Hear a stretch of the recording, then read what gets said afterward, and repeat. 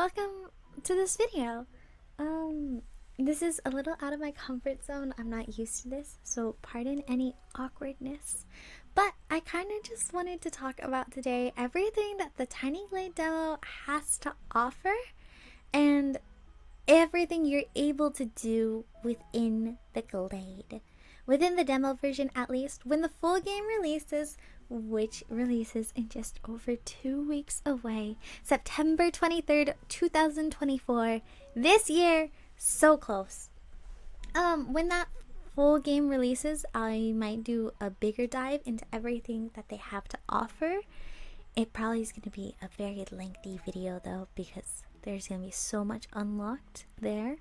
But today we're going to talk about everything inside the demo and just the limitations that the demo has to offer.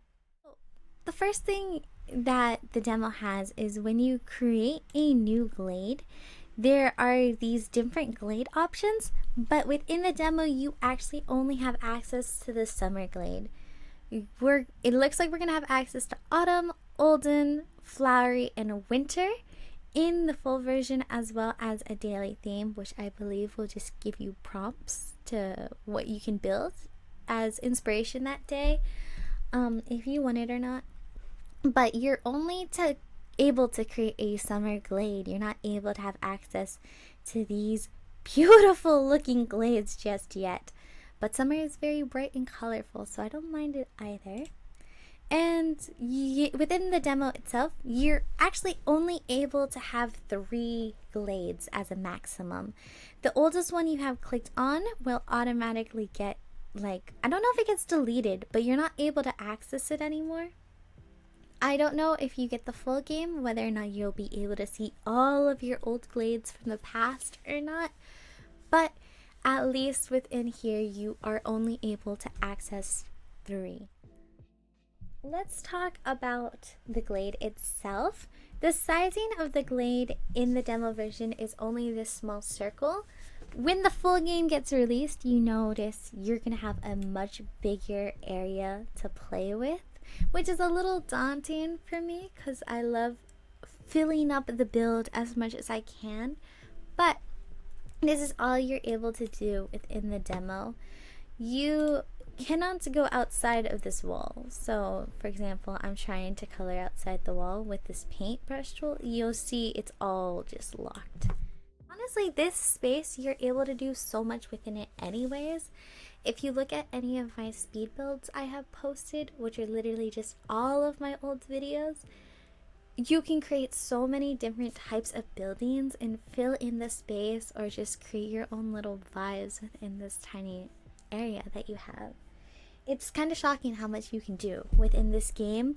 It is a free style sandbox game, so you're able to do as much as your imagination will let you within the physical limitations that the game offers, which I will be expanding on. Okay, so I've actually done this a few times, but I noticed my game was really lagging, and the game was fine, but the recording ended up being really lagging and unbearable to watch. So I restarted my computer, and the second half of this video, when I talk about some other tools, that was after the restarted, so I'm just gonna use those clips. But I'm gonna talk about the first part of which I talked about. The first tool on the tool belt that I'll talk about is this building tool. So there's 3 types of buildings. The 4th is locked within the demo, and if you look on the Steam store page or in the trailer video of Tiny Glade, you'll notice it is just a fence tool. I believe it works the same way as the wall that I'll talk about soon, but it is just a fence look instead of a brick wall. But there's 2 main types of buildings. There is this there's this tower building, as well as this rectangle or square. And then there is a freehand wall tool, which will allow you to just draw. You can draw curves, you can draw circles, or your attempt at circles, as well as pretty straight walls. It used to be hard to draw straight walls, but now they've made it easier. You're able to adjust the height of the wall. It can go pretty short and as tall as the demo will take it, is that length. So that is the walls. The buildings in of itself, you can adjust the size, and it can be adjusted pretty well. I'll talk about the different, like the max and the minimum sizing in just a moment. But the shortest it can go, oh, you can change the roof too, I suppose. I'll talk about the roof in a second, but the shortest it can go is of this length. It can just be like a small little plateau or just a little stepstone, I suppose. But you can also create a castle like wall kind of feel with this look. Or you have the roofs.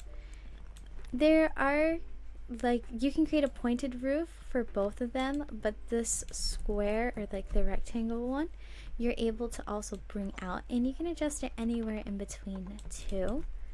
But along with just adjusting the height, you're also allowed to adjust the shape, whether or not you drag it inwards for a more pointed feeling.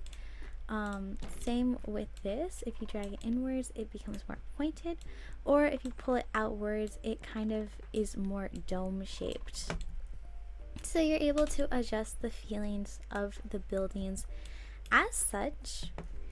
As for the maximum height, or at the maximum size you're able to build, is to this length, it seems.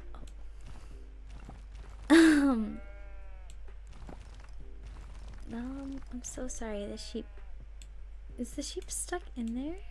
Can you get out? Okay. I love the sheep. I'm getting distracted. I'm so sorry. I feel like my game's lagging a little, which makes me worried about the recording, but I'll check it in a second. This is the maximum size you're able to make it, which is pretty decent, especially within the demo. It takes up a huge amount of the demo space, so you make one huge build with that. But within the size of the full game, I don't know if the sizing is going to change. But you can have a few of these. You can have quite a lot. But within the demo, it takes up a huge amount of space. And the rectangular, or the square one, is about the exact same size. With this being the maximum size, it's freaking out on me. I guess I'll look at it from this angle. You'll notice the circle goes out just a little bit more than the rectangle or the square itself, but they're practically the same size. And if you layer two of these together, the inner, like, bumps, tendrils, I forgot what they're called, they disappear. So that is the maximum size. Regarding the smallest size, it can get quite tiny, actually. I love building smaller things, but that's as small as you're able to go, at least within the demo. Like I said, I don't know if these maximums and minimums are going to change, but we will see. Maximum height wise, I will briefly show you one of my favorite little tricks that you're able to do. When you're building upwards, this is the maximum height you're able to go to regularly. But there is a small little trick you can do, is you can max it out, but then you can take a second one as well. And if you increase the height, you can increase the height of where it starts at. So you're able to layer the two. And the height definitely gets increased, but that's not as far as it goes. You can actually use a third one, and it won't go all the way because this only goes to just a little bit more, but it increases the height that much significantly. And when you use the max roof it definitely feels like it fits it a lot better. For example, um, the maximum roof on just the basic one feels like it's about two-thirds, three-quarters of the same height. So the comparison of it feels like the sizing comparison feels like it doesn't belong. Whilst this one feels like it's a little short, but I definitely think it fits a lot better with this height. So that's a way that you can just get it to have another size, like a height sizing. Coloration wise, there are 3 different colors. There's this white plaster, as well as a brick and a red. The wall has the same 3, as well as the base kind of peachier brick tones. I will say once you change the color for the wall, you're not able to change it back to that original tone unless you undo. But down here you'll notice you have these 2 options. It's to get rid of this middle brick part. And here I actually don't know what it does because I've never noticed a change there, but it has it. So those are the 3 wall colors accessible in the demo. The full game has a much larger range with 8 other colors, so 11 in total plus an additional 3 here. I don't know what that could be. Roof wise, there are only 2 colors though. There is red and there is green. This is the setup I had previously before I restarted re-recording these 2 sections. You'll see this in the next 2 sections, so I thought it would just be better for continuity's sake. I'm gonna talk about the doors and the windows here, starting with the colors because I feel like that's the most obvious thing for me right now. There are only 3 colors available in the demo. There are 9 in total, with 6 being locked. There's the basic brown, which will start off anytime, as well as the red and the green, and the same is for the windows. If you use a window tool on top of that plateau, or like that little raised up bit that I talked about just now, you'll be able to create the door. Otherwise, if it's raised up, it creates a window, as you can see, but other than that, it creates a door. You can also create a door off the ground by using the path tool and just dragging it into the wall. And you can change the size of it as much as you want.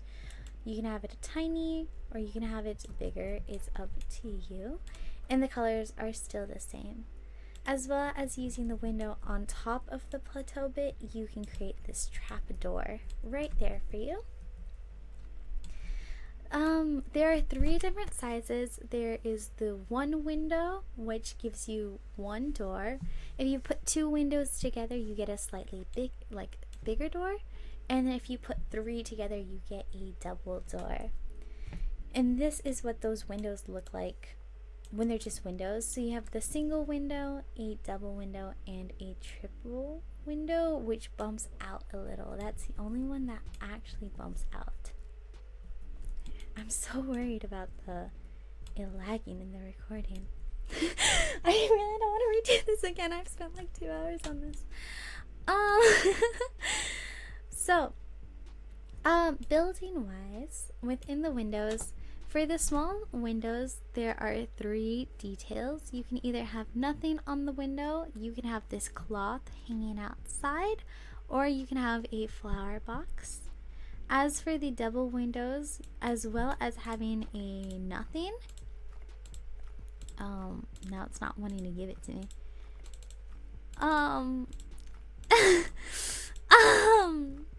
There you go. We had it. You can have a nothing.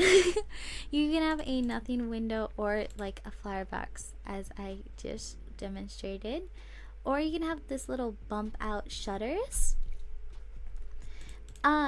Every now and then, I saw it briefly, you will have a combination of the shutters and either the cloth or of the flower box. So that is just another option. The double windows have the most amount of option varieties in them. You just click on it to change. And the triple one is either a flower box or nothing at all. And with that, you can have them on the corners like I showed just like right now. You can have them in the corner windows, but you can also put them connected to the roof. So when they're connected to the roof, you have the shingles connected, and this will automatically change with whatever color the roof is. And I'm saying and a lot. You can either have them up, but if you drag them down just a little bit, they will hang straight into the wall itself. Something to note about the windows, when they are close enough, if you have two cloth ones, they will automatically connect and hang like this, which I think is just a really cute feature in of itself. The only reason this isn't doing it is because I think it's on too much of a curve for it to count. It would need to be a little bit closer, I believe. But those are what windows have to offer. You are able to change the color of the windows up here too. It won't change the shingle colors, it only changes this inside bit. So that's all the windows have to offer. The next thing I was going to talk about is the path tool. There's 3 different sizes. There's a small one which just gives you like more fine details when drawing. There's a medium-sized tool and a third one which is a lot bigger. These two feel a lot smoother because when drawing with the small one, it kind of feels like I have to really dig in sometimes if I want a smaller looking path. But the other two are like really smooth. There's no real worries between them. When you use a path tool of any size up against the tiny platforms, you'll automatically create stairs up to a certain height. At a certain point, it just turns into a door, but it does create it. And if you put it through a wall and it's big enough, it does create these archways, which I think can look really pretty. And you can change the height of the archways too. And the archways will of course go straight through any walls as well. That's kind of like what the path tool does, as well as like if you have a little landscape, which I'll talk about. When the path tool overlays, it'll create some stairs going up the mountain for us. Not mountain, but the hill or whatever you want to call it. And you can erase the path tool with the path tool eraser. The tools in of itself are really nice because if you're clicked on the path tool, it won't erase anything else, which I do really enjoy. I think it's just super nice that you're able to like just do like buildings. You can just simply erase the flowers, or you can click and erase. I think having these different erase tools are super useful, especially in such a free building sandbox game. But the next thing regarding decorations that I want to quickly talk about is the other thing unlocked within this section other than windows, which are these lanterns. You are able, when placing them, to place them flat on a wall, or they'll clip to a side of like a building, or you can freehand just place them. For this one, you're not able to change the height, but you're able to change the direction of the lantern itself just by clicking at the top arrow, or you can freehand move them. Regarding colors, the path does not change any colors. That is how it is. But lanterns recently had an update, or it has just been known that you can change the color. So you have a yellow, a blue, a green, purple, and a red. And during the day, it's hard to see. But at night, when the moon comes out, you'll see that they have their own little glows to them. and I think it's really nifty, really cute. So that is something that's been recently added, but I think it's really enjoyable and cute. You're not able to change the color of the metal itself, but the color of the light will change. Let's talk about the two landscaping tools that the demo has to offer. The first one is, like as I just previously shown, is this mountainous kind of hill creation tool. It allows you to create these landscapings to a maximum height of this, but you can click and drag on it. It's a brush tool, so you can draw as much as you want. But you need to be pretty far away from it to create a second thing to try and change. But I will say, if you wanted to create a second thing to make it smaller and more harmonious, at least on PC, I think on MacBook it should also be the same. If you hit Control, you're able to just paint wherever in of itself. So this way you might be able to create more of a connected type of mountain and landscaping. So this just allows you to like fine tune a lot more of the surroundings per se. And the second tool is this flower tool. It's another brush, so you can draw with it. You create this little patch of flowers surrounded by rocks. It's low rising pink and blue flower petals, and I want to say they're purple hyacinths. And if there's a lot of space in the middle of it, then bushes will grow in the middle. But if you click again, you create these much bigger and fuller bushes with some, it looks like blue hyacinths actually start to join in, as well as some white roses. These two are the only ones that will extend outside of the demo walls. So that is just something to keep note, although you can't really change it. If you do go to the flower erasing tool though, if you click inside of the Glade, you can drag it outside and erase. So you're able to fine tune just exactly how you want your flowers to look, and you're able to edit it from the outside. So that's all the landscaping tool the demo has to offer. It looks like the full release is going to give us a tree as well as a water landscaping tool. So that's going to be super fun to try out in the full release. So, yeah, that's everything that the game has. That's all. That's as far as you're able to push the game with its tools and features. I can't wait for the full game to release. Once again, it releases September 23rd of this year, just over 2 weeks away. Super exciting to try out. I have so many ideas in my head floating with that, but hopefully I'll have more time so I can create a couple more speed builds before then. Because I have a couple ideas in mind right now. I just haven't had the time to go through it. And I'm thinking maybe I'll do a small build and walk through my own process, my own thought process of my buildings. I do just want to give a quick thanks for the support of this. This really did just start as a documentation of all of my builds, because there is only a limit of 3 glades within the game. But everyone is super sweet. I love the Tiny Glade community, and the support has been overwhelming for me. I know it's been 2 weeks since the Tiny Glade has opened, and just 2 more weeks until it is releasing, but I hope the hype continues, and I will continue doing my best to create builds that seem to interest people. But yeah, thank you so much for joining me in this video, and I hope to see you guys next time. Thanks.